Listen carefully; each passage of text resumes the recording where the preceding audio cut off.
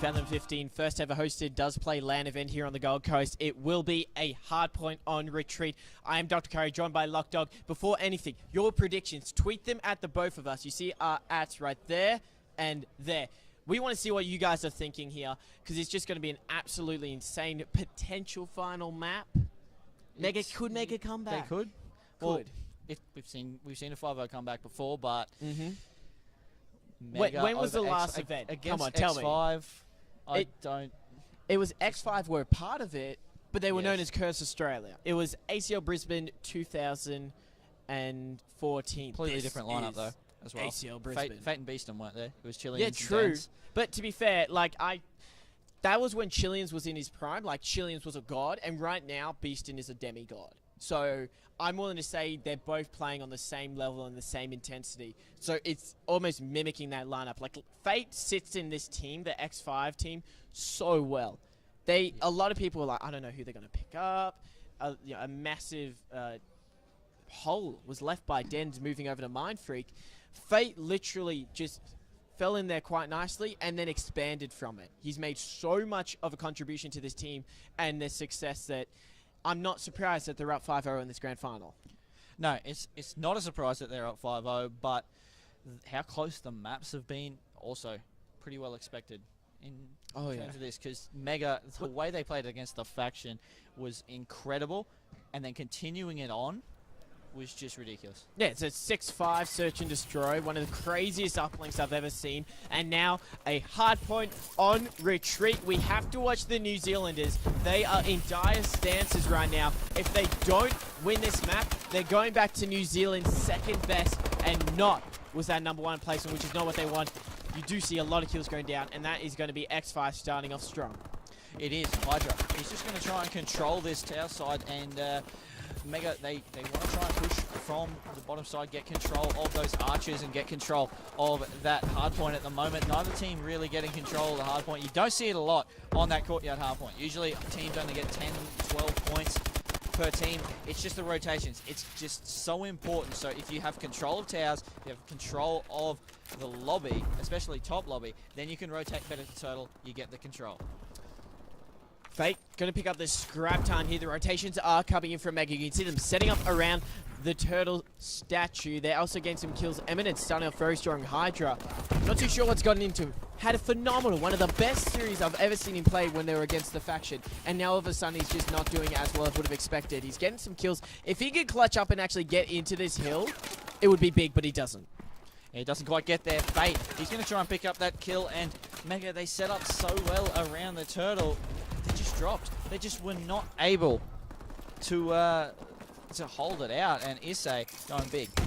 Issei has just been having a phenomenal series so far. Actually, the whole of X5. I'm not going to take anything away from any of these players, specifically highlighting Beeston and Fate. Issei, beautiful double there. Can he get the triple? Yes, he does! That's how you defend a hill there. There's going to be a 4th one, but he doesn't clean it up. A beautiful triple there as Issei just locks down that turtle hill and just denies Mega from getting in there.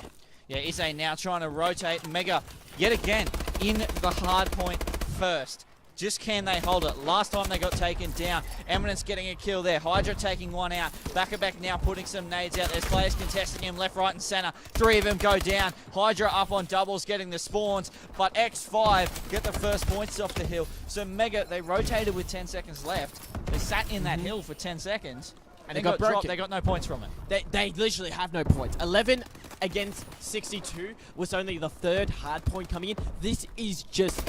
If I was Mega, I think I'm up the creek with no paddle on this one. This is not good. They need to turn it up, and that's what they do. They're getting the kills. You can see the kill feed, the red names. That's all Mega. But damage, getting a double. Fate gets one, and the last player to actually be alive is going to be Back. Gets a double. The 3rd player will be out the front there. He's going to shoot some shots. They're spawning right in front of him, and he has to go for the reload, though. He has his prime position, get a lot of kills. Eminence, last one. He won't be able to do it as X5 storm the hill and get more time.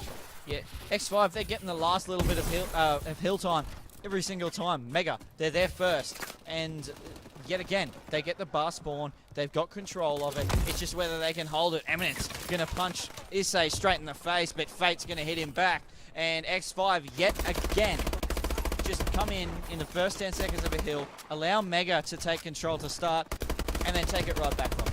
That's what they've been doing quite well. Zeus long range shots, so getting support from Eminence there. He's just going to make sure they lock down the spawns. They're going to be rotating towards the middle of the map now. 30 seconds into it. They don't want them spawning so close to the hill. Fate gets a double. Oh, he's going to actually drop in the end there. That was Hydra trying to do some defense. Ize coming in on the outside. That's going to be a heal for X5. They do it so cleanly. They just trade out the kills, and at least one of them, normally it's a 3-player push, one of them will get a double, and that just makes the numbers advantage so much easier for them, and they always somehow end up on top. Now they're going to try and set up as quickly as they can for this middle building. I got to give credit to Mega though. They had a fairly large deficit. That has been reduced, not dramatically, but slowly but surely towards X5. X5 may get 20 seconds of a hill, Mega are getting 30. If they can keep that up by at least the 2-minute mark, they could potentially have the lead. Definitely could, but this is the hill. You just can't do that. It is a hill that if you hold a good setup, you just can't break, but Hydra breaks it anyway. X5 obviously just not being able to set up well enough there. Back and Hydra currently sitting on hill. Hydra goes down. Isse gonna go in, take the kill. Fate takes a double. He goes down, and Isse contesting again. 2 players on stairs. Gets both kills. Damage gets 1, and Isse, you can hear him in the background, just going off. And they know that they just need to continue playing how they're playing, and they're going to take out this series 6-0. I was about to say Mega are locking this down for that 30-20 ratio, and then Izzo's like, oh no, and just does it by himself. Also, the scrap time will be coming in from Fate there. They just want to starve Mega from all the points. As Izzo drops him prone, player from behind does take him out though. He's just going to trade it out. Damage needs to get more for his team in terms of positioning. In come Mega. They're going to funnel in through the same doorway here. This could be a catastrophe for them. Nice double by Damage. There's going to be players all around him. Ew, he went for the triple, but he actually grappled accidentally. And Mega, I'm not too sure what's happening over at their camp right now, but they're just not on the same level as intensity as they were in that series against TF. They're just not at the moment. Damage, he's not missing unless he gets stunned at the moment. He's just ripping Mega apart, and at the moment it's just they are reducing it, but Fate, he's got control of the hill. He's going to get knocked off that one. Isse now has it, and there's only 14 seconds left on that one, and X5 had the spawns for the turtle hard point. Isse is actually going to be the one that spawns over there. 2 players going to contest him through the cut. He's not actually going to see them. He might get taken out from behind there. Just gets dropped, and 40 points the difference. Mega, they've got control of Turtle. If they can set up, they can get back into it from just this hard point, and then they got 3 minutes to try and get the lead. Eminence doing a very good job of locking down this hill. You've got to give credit to Mega. They really do clutch up in situations like this, but Fate, how many times have we just seen just back-to-back kills by him? You know, he pushes into a hill, gets a double. Pushes into a different hill, gets a double. Just constantly trading out kills in favor of his team and just being the overall perfect slayer as you'd imagine. Beasting cleaning up the scraps there on Zeus is going to have players spawning in front of him. But so long as they keep getting at least 30 seconds off these hills, it's just putting more and more pressure onto Mega to try and lock down at least 2 hills and get a mammoth amount of time. Fate is just unstoppable at the moment. 30 kills, 18 deaths, 12 captures, 2 streak at the moment, and he's just going to continue that one. It's just ridiculous how well he can play, and he's sitting on the last hard point, so it's a 4v3 on this one. And Beaston's just cleaning up, gets a double kill, gets control of the hill for Damage. Damage is going to sit on this one. He got taken down by back-to-back, but Damage just out-shooting Hydra close range with a Bal. That is just ridiculous. You just don't see Bals outshoot ASMs at that range unless you're Damage. Exactly. I was about to say, unless you're Damage.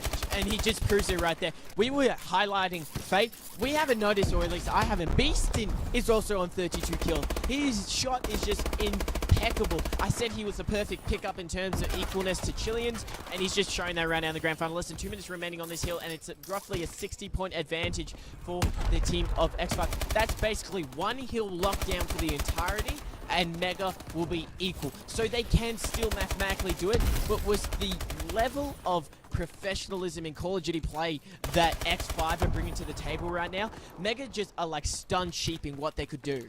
Yeah, well, it's 40 points the difference now going into the second last hill. And Mega, yet again, they're first across. They just need to hold it. They haven't been able to do that very well on any other hill. And yet again, 3 down there for X5. Bakabek gets a 2-piece, not able to get the 3. Eminence pushing in, though, sees 1. There's the second one there, gets the second one as well. They got the spawn, so they should be able to hold it. No, Fate's going to be in there contesting that hill, and that's all X5 need to do. They just need to make sure it keeps contested. Beeston going in there, getting 1. 2 players behind him, going to try and turn, putting shots out, gets taken down, but the time it contested there is just enough for X5 to continue to hold that lead.